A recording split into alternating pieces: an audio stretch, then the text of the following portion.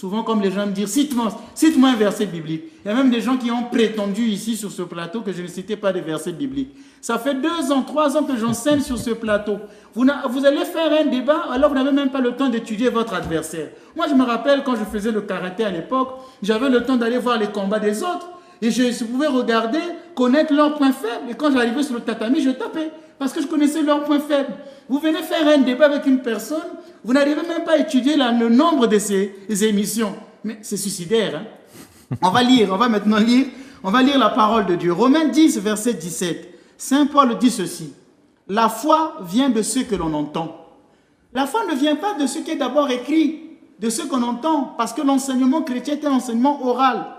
2 Thessaloniciens 2, verset 15. Ainsi donc, frères, tenez bon et gardez ferme les traditions que nous vous avons enseignées, soit de vive voix, soit par lettres.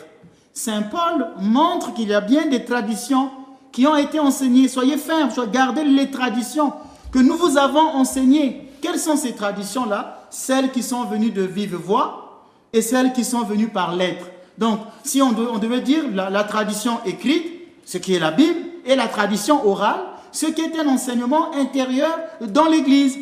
Lui-même, parce qu'il a été appelé le dernier, se sont liés à la tradition. Saint Paul, qui remonte aux premiers apôtres. Il dira, je vous ai transmis ceci, ce que j'ai moi-même reçu. 1 Corinthiens chapitre 15, verset 3. Saint Paul dit que je vous ai transmis ce que j'ai moi-même reçu des premiers apôtres. L'apôtre Saint Jean dira dans 2 Jean chapitre 12, il dira, j'ai bien des choses à vous écrire.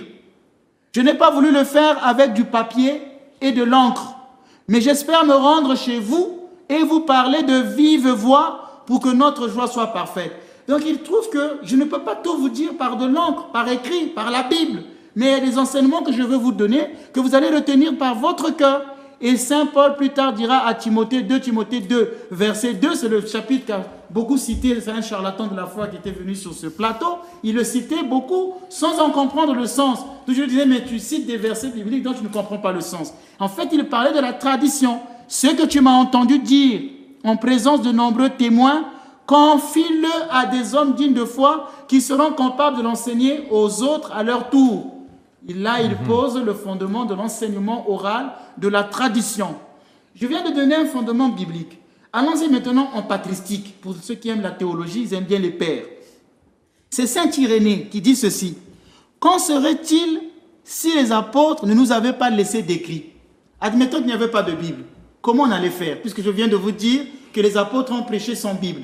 Donc c'est la tradition orale. Qui était là. Maintenant, Saint Irénée pose la question. Mais s'il n'y avait pas eu d'écriture, donc quand vous me dites, montre-moi dans la Bible. Admettons qu'on dise au pasteur, mais s'il n'y avait pas de Bible, comment tu allais faire pour prêcher? Et Saint Irénée pose la question, mais s'il n'y avait pas de Bible, qu'en serait-il de l'enseignement dans l'Église? C'est là l'importance. Et il va répondre, ne devrait-on pas suivre l'ordonnance de la tradition qu'ils ont transmise à ceux auxquels ils ont confié l'Église? Cette ordonnance est suivie par beaucoup de peuples barbares qui croient au Christ sans papier et sans encre, alors qu'ils possèdent le salut inscrit dans leur cœur par le Saint-Esprit et qu'ils conservent soigneusement l'antique tradition. C'est dans son livre célèbre « Contre les hérésies » que Saint Irénée. Donc aujourd'hui, au début, l'enseignement se faisait oralement partout. Il n'y avait pas de Bible. Personne ne pouvait dire « Montre-moi ce que tu dis là si c'est dans la Bible ». Il y avait déjà l'enseignement, la tradition. Pour me résumer, il y a donc 2 modes distincts de la transmission de la parole de Dieu. La parole de Dieu, elle est transmise de 2 manières. Par la Bible et par la tradition. Oui. En vous écoutant parler, je revois des images en Afrique où sous un baobab, je vois, il y a beaucoup de personnes qui sont là et il y a des gens de certain âge qui transmettent. C'est ça. Et voilà, c'est comme ça que ça se faisait, en fait, la transmission. Très bien, c'est ce que nous on appelle le mbongi. Hein? Donc on se réunissait autour d'un arbre, il y avait le feu et nos parents, nos grands-parents nous racontaient des contes et derrière les contes, il y avait une sagesse qui se dégageait. Mais pourtant, rien n'était écrit. Et donc, c'est la même chose aussi. Vous avez vraiment compris. Bon, mais il y a des gens qui ne vont pas comprendre, malheureusement. Alors, quelle relation l'écriture entretient-elle avec la tradition Père Ménas? Alors là, je voudrais noter qu'on va noter trois choses que j'ai préparées. Pour cela, il y a 3 choses qu'on va noter. C'est que, 1, la Bible est née de la tradition. Je l'ai dit tout à l'heure quand j'ai dit que la tradition est antérieure à la Bible. Les apôtres laissèrent comme successeurs des évêques, des hommes de leur entourage auxquels ils transmirent leur propre charte d'enseignement. Donc le mystère de la didascalie, c'était un ministère des apôtres que les apôtres ont transmis à ceux qui les ont succédés, qu'on appelle les pères de l'Église. Ce sont les pères de l'Église qui ont mis cette théologie des apôtres par écriture. Ils ont écrit des livres dont je venais de parler tout à l'heure de Saint Irénée, qui était un père de l'Église. Je pouvais parler de Saint Ignace d'Antioche, qui était un père de l'Église, Saint Jean Chrysostome, Saint Grégoire, Saint Spiridon. Ça, ce sont les grands-pères qui ont reçu ça des apôtres et ils ont transmis ça. Et c'est même eux qui sont à l'origine de l'écriture du Nouveau Testament. Donc la Bible est née de cette tradition-là. L'écriture est la fixation écrite d'une transmission orale. La Bible, le Nouveau Testament, est la fixation écrite d'une tradition orale. Elle vient de là. Donc c'est le début de la rédaction des évangiles. Et plus tard, quand on arrive en l'an 400, l'Église, en se réunissant, va statuer les livres à donner. D'où on fait sortir la Bible. Et après, en 1452, avec l'apparition de l'imprimerie Gutenberg, les Bibles commencent à vraiment naître. Mais au début, tout l'enseignement n'est que oral. Deuxièmement, l'écriture et la tradition donc, sont deux sources propres à la révélation. Quand les gens disent « moi j'ai la révélation », ce n'est que le Saint-Esprit qui me communique la révélation. Non, la révélation vient de l'écriture et de la tradition. Elle ne vient jamais de manière personnelle. C'est faux. Je vais vous donner un exemple. Tout le monde aujourd'hui dit que j'ai le Saint-Esprit. J'ai reçu la révélation. Vous allez remarquer que parmi les pasteurs autoproclamés, vous allez voir que sur 600 pasteurs autoproclamés, tous disent avoir reçu le Saint-Esprit. Tous. Mais ils sont tous en contradiction. Comment le Saint-Esprit qui leur révèle ces choses les met les uns aux autres en contradiction? Pourquoi il y a autant d'églises qui pullulent? Pourquoi il y a autant de théologie, de doctrines qui pullulent? Un va dire, moi j'ai le Saint-Esprit. Il va vous dire, je ne crois pas que Jésus-Christ soit Dieu. Un autre va dire que moi aussi j'ai reçu une révélation du Saint-Esprit. Je crois en la Trinité. Un autre va arriver, moi aussi j'ai le Saint-Esprit. La parole de Dieu ne s'étudie pas. Tout ne vient que par l'Esprit Saint. Et puis vous allez lui demander sa doctrine. Ah, moi je ne crois pas que Marie soit. Je connais même un pasteur qui prêchait les choses de la Vierge Marie. Mais tous ont reçu l'Esprit Saint. C'est quand même bizarre que l'Esprit Saint non seulement les rend bêtes, mais les rend contradictoires. Donc ce n'est pas dans nous, dans l'Église. C'est pourquoi c'est important que je fasse cette disgrâce, parce que j'explique une chose importante. Nous, chrétiens catholiques, nous, chrétiens orthodoxes, dans l'Église, la révélation divine ne vient pas par un individu. C'est très grave quand quelqu'un se présente comme étant « j'ai reçu le Saint-Esprit ». Nous, dans l'Église, la révélation est communiquée par la parole de Dieu au niveau de la Bible et au niveau de la tradition. D'où je viens de dire que c'est l'Écriture et la tradition qui sont les deux sources propres de la révélation et non un individu. L'inspiration donc n'est pas synonyme de révélation. Quelqu'un peut être inspiré, mais ce n'est pas la révélation. Il peut arriver qu'une personne soit vraiment inspirée, soit de bonne foi. Dieu peut utiliser des prophètes, oui, mais ça c'est de l'inspiration. On n'est pas obligé de croire. On peut croire ou ne pas croire. Par exemple, dernièrement, souvent les gens venaient faire des commentaires en disant « mais Maria Valtorta, une voyante que je vous avais montrée ici. Mais le père Ménas raconte des choses. Mais Maria Valtorta, Je disais, mais vous vous adressez quand même à des personnes qui ont fait des études. Pourquoi vous n'écoutez pas? Et j'avais dit à la télévision, mais cette dame, malgré ses visions, ce n'est pas une sainte reconnue. Ses visions ne sont pas reconnues. Parce qu'elle avait donné trop de détails sur la vie de Jésus. Et je suis venu vous dire à la télé que Dieu n'a pas coutume de donner des détails précis sur la vie du Christ. Ça fait suspect. J'avais dit ça, les gens ne m'ont même pas écouté. Un mois après le Vatican, venait de donner un décret disant que les visions de Maria Valtorta ne sont pas reconnues. Le père Ménas, quand il a dit ça ici, j'ai vu quelques cathos intégristes, ce n'est pas des vrais cathos, des catholiques intégristes, qui sont venus faire des commentaires Maria Valtorta. C'est pour leur dire que dans l'Église, la révélation ne vient pas par les visions des prophètes. Dieu peut les inspirer des choses, je pèse bien les mots. Ici, il s'agit d'inspiration, mais non pas de révélation. Je voulais dire qu'en réduisant la révélation à la simple lecture de la Bible, on finit par ne plus voir l'ensemble de la révélation dans toute sa totalité. Quelqu'un qui dit « cite-moi un chapitre biblique » et qui pense que la révélation ne vient que de la Bible, ne peut pas comprendre la plénitude de la révélation, qui elle est contenue et dans la Bible et dans la révélation. Troisièmement, je voulais terminer une chose qui est très bien, la Bible contient des vérités implicites. Et la tradition, elle, contient des vérités explicites. Ça, c'est une phrase à noter. Le professeur donne le cours, les élèves notent. La Bible contient des vérités implicites. et la tradition des vérités explicites. Laissez-moi vous expliquer. Il existe certains sujets qui sont implicites ou ambigus dans la Bible. Par exemple, le mystère de la Trinité. Formellement, on a des traces. Par exemple, quelqu'un va, l'hérétique que j'ai reçu dimanche passé, dit sur les réseaux sociaux, il se met à crier en disant que quand j'ai parlé du baptême au nom du Père et du Fils et du Saint-Esprit, il dit que non, la Trinité n'existe pas, Jésus est Dieu. Donc, la Trinité, c'est Jésus lui-même. Donc, il n'y a pas de Père, il n'y a pas de l'Esprit Saint. Donc, quand Jésus priait son Père, il faisait semblant. Quand Jésus s'adresse au Père, donc il faisait semblant, il se priait lui-même. Même là, il y a quelque chose qui ne va pas. Le jour de son baptême, on entend une voix dire « Celui-ci est mon Fils bien-aimé ». Donc, c'est Jésus lui-même qui parlait à lui-même. Mais vous voyez, tout ce monde-là, bon, tout le monde est devenu pasteur. Donc, vous voyez qu'il y a des sujets qui sont ambigus, qu'on ne peut pas totalement comprendre dans la Bible. Les Écritures, donc, ont besoin d'être interprétées. Et les sujets implicites doivent devenir explicites. Il faut donc, à partir de l'Écriture, chercher les germes de la doctrine. Et c'est ça le rôle de la tradition. C'est la tradition qui va expliquer l'Écriture. Quand la tradition dit qu'il faut baptiser au nom du Père et du Fils et du Saint-Esprit, même si ce n'est pas explicitement écrit dans la Bible, mais la tradition le dit de manière explicite. C'est pourquoi ils vont vous dire, il ne faut pas baptiser au nom du Père et du Fils, mais il faut baptiser au nom de Jésus. Montrez-moi un verset de la Bible où on en a dit que les apôtres ont baptisé au nom de Jésus. C'est ça maintenant actuellement leur débat sur TikTok. Hein. C'est devenu ça leur débat. Montrez-moi un verset de la Bible où l'on dit qu'il faut baptiser au nom du Père et du Fils et du Saint-Esprit. Dans le Nouveau Testament, les apôtres ont baptisé au nom de Jésus. C'est pourquoi je venais de dire que la Bible contient des vérités implicites, que la tradition rendra explicite. La révélation est contenue non pas dans la Bible seulement, mais dans la tradition. Je veux par exemple expliquer, il y a un document qu'on appelle la Didaché, qui est venu après les évangiles. C'est vers l'an 70, avant la chute de Jérusalem. C'est vers la moitié du 2e siècle à Antioche que ce livre est né. C'est donc dans la Didaché qu'on va par exemple découvrir des choses. Notons le baptême par exemple. La Didaché dit que le baptême doit se faire dans l'eau vive. Dans la Bible, ce n'est pas écrit, on a déjà été baptisé. On ne précise pas. C'est dans une rivière ou dans la mer. Il est précisé qu'en cas de nécessité, on peut utiliser une autre eau.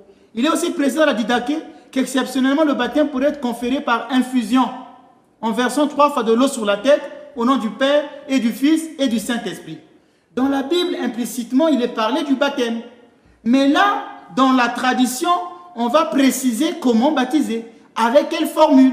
Si la tradition le sanctionne, le dit déjà, je n'ai plus besoin d'aller chercher encore dans l'Écriture, puisque la tradition vient de le sanctionner. Par exemple, le nombre des sacrements. Dans l'Église orthocatholique, il y a 7 sacrements. Nous, l'Église orthodoxe, nous avons aussi 7 sacrements. Mais nous disons qu'il y a aussi d'autres actions qui peuvent être considérées comme des sacrements.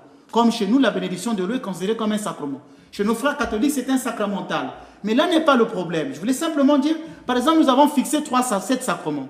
Baptême, chrismation ou confirmation et Eucharistie, qu'on appelle les sacrements de l'initiation chrétienne. Nous avons les sacrements sociaux, le mariage et l'ordination des prêtres. Nous avons les sacrements de guérison, la pénitence et l'onction d'huile. Mais est-ce que la Bible, en tant que telle, dit qu'il y a 7 sacrements? Ces vérités implicitement sont dans la Bible, puisqu'on voit que ces sacrements que je viens de citer sont dans la Bible. Mais la tradition va les chercher, va interpréter le texte. Donc si les gens peuvent comprendre ce que je dis, c'est que la Bible a des vérités implicites. Je prends un autre cas. L'enseignement de l'Église sur le jeûne, la pratique du jeûne. On disait qu'il fallait jeûner 2 fois par semaine, le mercredi et le vendredi. Parce que les Juifs, eux, jeûnaient le mardi et jeudi. Les premiers chrétiens ont instauré le jeûne du mercredi et vendredi comme jour de pénitence. Mais est-ce que c'est dans la Bible? Implicitement, oui. Mais la tradition va le dire de manière explicite. Par exemple, le Notre Père. La tradition disait qu'il fallait réciter le Notre Père 3 fois par jour.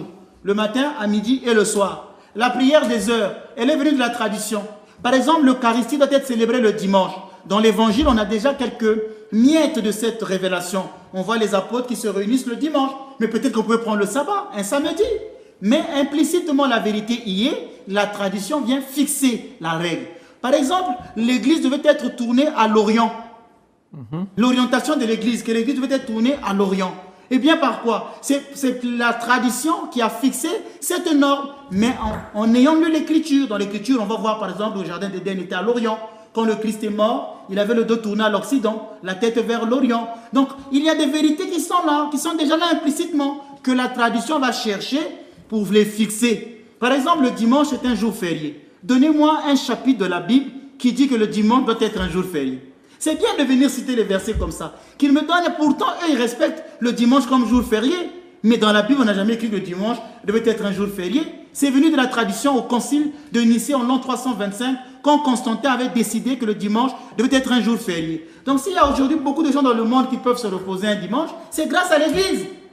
C'est l'Église qui avait fixé tout cela. Et même la Bible elle-même est née de la tradition. La tradition a voulu qu'il y ait 4 évangiles, qu'il y ait 13 épîtres, qu'il y ait le livre de l'Apocalypse. Tout ça, c'est venu de la tradition. Et donc, quand la tradition fixe les choses, on n'a plus besoin d'aller encore chercher dans l'Écriture. Donc, pour me résumer, la Bible contient des vérités implicites et la tradition des vérités explicites. Si la tradition de l'Église dit qu'il faut baptiser au nom du Père et du Fils et du Saint-Esprit, il n'y a plus à aller chercher formellement un chapitre biblique. Malheureusement, eux, ils respirent que d'un seul poumon. Citez-moi un verset biblique, citez-moi un verset biblique. Et comme ils ne connaissent pas la tradition, il ne peut pas y avoir de débat. Père Benas, pourquoi la tradition alors que l'écriture devrait se suffire à elle-même? Alors pourquoi la tradition si aujourd'hui, par exemple, nous avons ce poumon de la Bible? Alors, je vais vous dire une chose encore importante. C'est la tradition qui préserve la Bible de fausses interprétations. Comme dernièrement, je vous disais que ce n'est pas le fait de lire un chapitre biblique pour dire qu'on a la connaissance. Quand on voit tous ces perroquets de la Bible, ils pensent parce qu'ils citent des versets bibliques qu'ils vont aller faire un débat avec un théologien. Ah, parce que je cite des versets, parce que j'ai mémorisé des versets, ou parce que j'ai une tablette qui m'aide à citer les versets puisque c'est déjà souligné. C'est facile de citer la Bible. La simple lecture de la Bible n'est pas suffisante. La Bible est un livre scellé. Nous lirons ça dans l'Apocalypse. Quand Saint Jean a une vision, on dit que l'agneau était digne d'ouvrir le sceau, parce que c'était un livre scellé. Qui ouvrira ce rouleau? On dit l'agneau a été jugé digne. Donc c'est le Christ qui interprète la Bible. C'est pourquoi dans Luc 24, on voit le Christ qui est en train d'enseigner, d'ouvrir l'intelligence des Écritures aux apôtres. C'est le Christ qui est l'herméneutique de la parole de Dieu. Ce n'est pas un pasteur. Ce n'est pas même moi le Père Benas. Ce que moi j'enseigne ici n'est pas ma pensée personnelle. Je l'ai reçu de l'Église et l'Église l'a reçu du Christ. Donc vous voyez, donc ce n'est pas quelqu'un qui va dire, je me lève un bon matin, alléluia, rabababa, je nomme au nom de Jésus-Christ, j'ai maintenant le pouvoir d'enseigner, j'ai la didascalie, je m'appelle maintenant docteur, et je mets la Bible sous les aisselles, comme un terbobète, je suis devenu docteur. Non, non, non, non, ça ne se passe pas comme ça. Saint Augustin dit, mon ami Saint Augustin, vous le connaissez, monsieur Granier, mon ami Saint Augustin dit ceci, certaines choses dans la Bible sont si claires qu'elle demande plutôt un auditeur qu'un commentateur. Donc parfois la Bible, il faut la lire comme un auditeur, mais pas comme un commentateur. Qui t'a donné l'autorisation de commenter les Écritures? Sur quelle base interprètes-tu les Écritures? C'est à la tradition d'interpréter les Écritures. Toi, tu n'es qu'un simple auditeur. Écoute ce que le maître t'enseigne. Prends des notes. Vous avez vu même parfois certaines attitudes quand je faisais des débats. Il y a des gens qui ne veulent pas prendre des notes. Moi, le Père Menace, je prends des notes dans toute humilité. Mon interlocuteur me parle, je suis en train de prendre des notes. Mon interlocuteur, dans sa suffisance, n'a même pas le temps de prendre des notes. Aujourd'hui, on ne veut pas être à l'école des grands. On ne veut pas aller apprendre. On veut toujours s'improviser professeur. C'est pourquoi Saint Augustin dit non. L'écriture demande des auditeurs et non des commentateurs. Il faut écouter. Donc, il faut lire la Bible, mais ne pas l'interpréter individuellement. Cela entraîne un usage abondant, mais désordonné et erroné de la Bible. Il y a trop de sectes pseudo-chrétiennes. Des gens qui prétendent être des chrétiens, mais qui lisent la Bible en hérétique. Saint Vincent de Lerins dira ceci. Alors, je vais lire cette phrase parce qu'elle est importante. Le canon de l'écriture étant complet et suffisant lui seul pour tout, qu'est-il besoin d'y introduire l'autorité de la tradition ecclésiastique? C'est parce que tout le monde n'explique pas l'écriture dans un seul et même sens. À cause de sa profondeur. Mais les mêmes passages reçoivent des uns et des autres diverses interprétations de sens. Autant il y a d'hommes, autant il sera possible d'en tirer d'explications. Donc si vous laissez l'écriture entre les mains de tout le monde viendra l'interpréter à sa manière. La question principale n'était pas de savoir si l'écriture était matériellement complète. Elle l'était. Mais comment pourrait-on s'opposer à une fausse interprétation? Quand je dis que la Bible ne dit pas tout, c'est ce que j'ai l'habitude de dire, c'est pour moi l'expression de dire que la Bible est c'est pour moi une manière de dire que la Bible n'est pas suffisante. Il ne faut pas prendre la Bible voilà une phrase qui arrive bientôt. Il ne faut pas prendre la Bible au sens extensif. Le mot extensif désigne quelque chose qui a la particularité de pouvoir s'étendre. C'est là le malheur que tombent souvent certains pasteurs. Est-ce que vous savez qu'il y a des pasteurs aujourd'hui qui enseignent l'acte sexuel dans leur église? Dieu nous a dit par exemple qu'il faut avoir un acte sexuel pour avoir des enfants. Est-ce qu'il nous a dit comment? Il y a des gens qui veulent faire de la Bible un manuel de sexualité. Il faut faire tel ou tel, je mets simplement le mot P. À chacun de continuer la phrase. Donc vous donnez à la Bible une connotation qu'elle n'avait pas. Vous la rendez au sens extensif. C'est ce que je disais. Est-ce que la Bible a un caractère extensif? Est-ce que la Bible doit-elle tout dire? Et aujourd'hui, malheureusement, c'est ça. Et chacun viendra l'interpréter. 1000 pasteurs, 1000 interprétations bibliques. L'écriture est une lettre morte. Elle a besoin d'une interprétation juste. Elle contient l'enseignement chrétien, mais non dans sa forme achevée. Elle ne tranche pas elle-même les controverses. La Bible ne tranche pas les controverses qui s'élèvent sur elle et sur son texte. C'est pourquoi nous avons besoin de l'autorité de l'Église. D'où je disais que ce n'est pas toi qui dois interpréter l'Écriture, c'est l'Église. Donc la tradition. Dieu nous a fait dépendre de deux sources. Nous n'avons pas à nous demander si une nous suffit. Ah, moi je lis que seulement la Bible. Non, si tu lis que la Bible, tu as été amputé d'un poumon. Il faut avoir les deux poumons, l'Écriture et la tradition. L'Église ne tire pas de la seule Écriture sainte tous les points de la révélation. Ah, mais ce que font les catholiques, tout n'est pas dans la Bible. Eh bien, c'est normal, nous avons la révélation. Nous avons une richesse de plus. Malheureusement, certains pensent que c'est une faiblesse de l'Église. Non, c'est une richesse d'avoir la révélation. L'une et l'autre doivent être reçus par les chrétiens. C'est ce que Dieu a uni, l'homme ne doit pas le séparer. C'est Dieu qui a voulu que sa parole passe par la Bible et la tradition. Pourquoi veux-tu les séparer? Et pour terminer, Saint Jean Chrysostome dit, la tradition existe, ne demande rien de plus. Saint Jean Chrysostome, il vient de trancher. La tradition existe, ne demande rien de plus. Avec tout ce que vous avez expliqué, Père Minas, est-ce qu'on peut se passer de la tradition? Apparemment, ce n'est pas possible. Non, Monsieur Granet, ce n'est pas possible parce que l'écriture, la tradition vont normalement ensemble. Je vais prononcer une parole de Tertullien. Bon, il ne faut pas trop le considérer comme père de l'Église, même s'il a vécu parmi les pères de l'Église. Même à un moment, il a été montaniste. Vous savez, les montanistes, c'est un peu ces pasteurs-là qui disent que tout ne vient que par l'Esprit Saint. C'est une secte qu'on appelait les montanistes qui pensaient être illuminés par la simple lecture. Donc l'Église vient de loin. On a 2000 ans d'histoire. Les choses que vous voyez aujourd'hui, là, les premiers pères l'ont vécu. Il y avait des hérétiques comme ça, qui disaient de telles choses. Tertullien, même s'il a été un peu influencé par le montanisme, dit quand même une phrase assez bien. Il dit ceci, là où se montre la véritable doctrine et la véritable foi chrétienne, on trouvera aussi en même temps la véritable écriture sainte, sa véritable explication et les véritables traditions chrétiennes.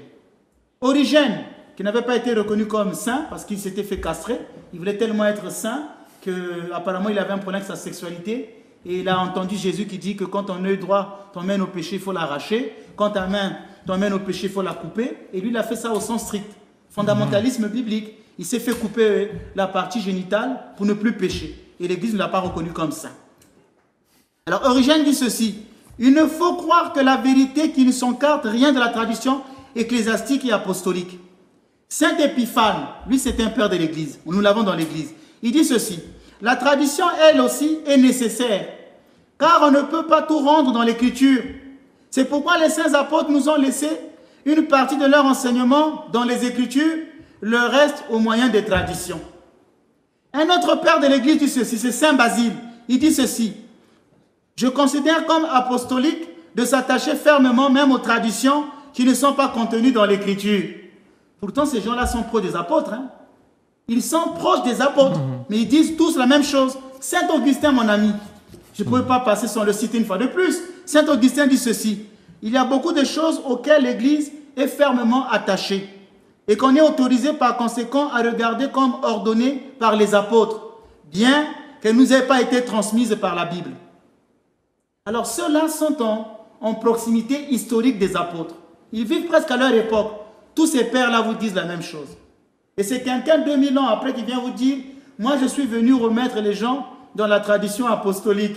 On a entendu ça sur ce plateau, 2000 ans après, parce que vous en êtes écartés. Alors que depuis 2000 ans, l'Église garde les gens dans la tradition apostolique. C'est ce que disent les pères de l'Église. Gardez les traditions apostoliques. C'est les traditions apostoliques qu'on a eu le signe de la croix. C'est eux qui nous l'ont enseigné. Ce n'est pas une invention des catholiques. C'est les pères qui nous l'ont enseigné. Parce qu'en proximité des apôtres. Et 2000 ans, tu viens dire que non, vous êtes trompés. Illuminisme. Donc vous voyez, donc on ne peut pas se passer des traditions. Tout ce que nous, l'Église, on fait, nous l'avons reçu des apôtres par enseignement oral. Tout n'est pas écrit dans la Bible. Alors, comment reconnaître la vraie tradition et quels sont les critères de la tradition, Père Menas? Alors là, je vais élever un niveau. Parce que je vais dire quelque chose... Un peu plus. Un peu plus, voilà. On va monter. Hein. Je vais élever... Moi, vous savez, quand je fais les enseignements, j'ai toujours pensé à la musique. Je m'imagine do, ré, mi, fa, sol, la, si. Donc, j'essaie de monter comme ça. Et mon enseignement a toujours été comme ça. Je mets des bases, et puis je monte. Et quand on arrive au sommet, si on n'a pas suivi les bases, on se perd. C'est une méthode que j'ai. Alors, il existe 3 critères pour reconnaître la vraie tradition. 3 critères.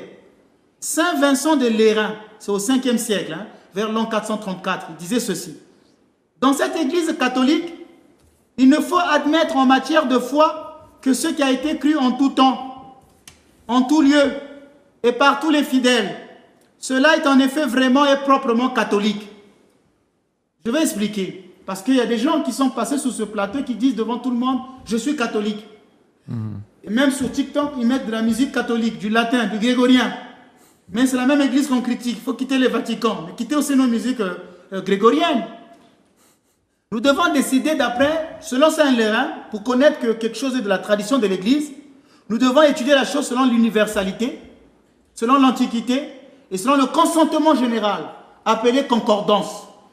Le premier critère, celui de l'universalité. Ce qui est cru partout et non comme une théorie privée d'un homme. Ce n'est pas à toi de venir dire j'ai 2000 ans que j'ai reçu le Saint-Esprit. C'est maintenant à moi de vous expliquer. Non. Ce qui est cru partout et non comme une théorie privée d'un homme. Une vérité sur laquelle tous les fidèles, en tout temps et en tout lieu, sont d'accord. Et est une doctrine véritablement catholique. Pour qu'une doctrine soit catholique, il faut qu'elle ait le caractère de l'universalité. Le mot catholique veut dire selon le tout. C'est-à-dire qu'elle s'oppose à ce qui est particulier, à ce qui est individuel. Par exemple, dans l'église catholique, l'église orthodoxe, nous avons le credo. Quand le credo est récité, il est cru partout. Toutes les églises du monde entier récitent le même credo. Nous croyons en Jésus-Christ, vrai Dieu, nous croyons en la Trinité. C'est dans le credo. Maintenant, si quelqu'un vient vous dire de manière particulière, non, l'église est toujours trompée. Depuis 2000 ans, vous avez été dans l'erreur. Désormais, c'est moi qu'il faut suivre, c'est moi le docteur. Là, la pensée de cette personne n'est plus catholique. Pour que quelque chose soit catholique, il faut qu'il soit selon le tout. C'est pourquoi je disais la dernière fois, le mot catholique, ce n'est pas d'avoir une extension géographique. C'est selon le tout. Ainsi, si un pasteur pense d'une manière individualiste, particularisante, en posant son moi comme source de pensée, en cherchant à faire le buzz, il n'est pas dans l'esprit catholique. Il s'égare dans le schisme et l'hérésie. En ce moment-là, tout fidèle catholique n'a pas le droit de prier dans son église. Il est interdit à un fidèle catholique de prier dans une église des apostats, des schismatiques et des hérétiques. Nous, dans l'église orthodoxe, cette loi existe. Dans le niveau catholique, cette loi aussi existe. J'ai parfois reçu des chrétiens catholiques qui me disent « J'ai prié chez tel pasteur pendant des années. » Je lui disais « As-tu communié dans cette église ?» Oui. Si tu reviens à l'église catholique, le prêtre devra te faire prononcer le credo. Et tu devras même te confesser parce que tu es allé prier auprès d'un schismatique, d'un hérétique. Monsieur Granier, moi je ne peux pas manger à la table d'une personne qui insulte ma mère. Si vous insultez ma mère, je ne pourrai pas venir manger à votre table. Jamais. Je me rappelle quand j'étais enfant, je devais avoir 13-14 ans, j'étais dans un hôpital, et il y a une dame qui était là qui était en train d'insulter ma mère. Monsieur Granier, j'ai bondi sous la dame. Je me rappelle que quand j'étais sorti du monastère, j'avais cette soutane, j'étais au Congo, on venait d'enterrer ma maman. Et il y a une personne qui avait fait une faute de conduite, et quand je lui ai dit, mais monsieur, c'est pas comme ça, le monsieur m'a insulté, l'insulte qu'on dit souvent de la maman, alors que je venais d'enterrer ma maman à peine hier. L'instinct de fils que j'avais complètement oublié que j'avais une soutane, juste parce que c'est ma maman. J'ai suivi le monsieur en voiture, et quand je l'ai attrapé, il avait passé un mauvais quart d'heure, parce qu'il s'est retrouvé après à l'hôpital. Je le dis à la télévision, moi on n'insulte pas ma maman. Vous voyez? Et il y a des gens qui acceptent qu'on insulte l'église catholique, leur église mère, comme on dit tout homme est né là-bas. C'est ta maman l'église catholique. L'église catholique c'est ta mère, c'est elle qui t'a tout donné. Et tu vas prier chez des personnes qui insultent ta maman? Nos chrétiens ne devraient pas prier dans de telles églises. On ne peut pas accepter cela. Le deuxième critère est celui de l'Antiquité. Saint Vincent de Lérins Il dit, la foi catholique correspond à ce que jadis ont proclamé nos pieux ancêtres et nos pères. Les hérétiques ont tendance à proclamer quelque chose de nouveau. L'hérésie est toujours une nouveauté. Moi, je viens vous apporter la révélation. Il faut que l'enseignement soit conforme à l'Antiquité. Et enfin, pour terminer, le troisième critère est celui du consensus. Il faut que tout le monde s'accorde sur la doctrine. Il faut que tout le monde s'accorde sur la doctrine. Je viens de terminer là aujourd'hui. Merci beaucoup.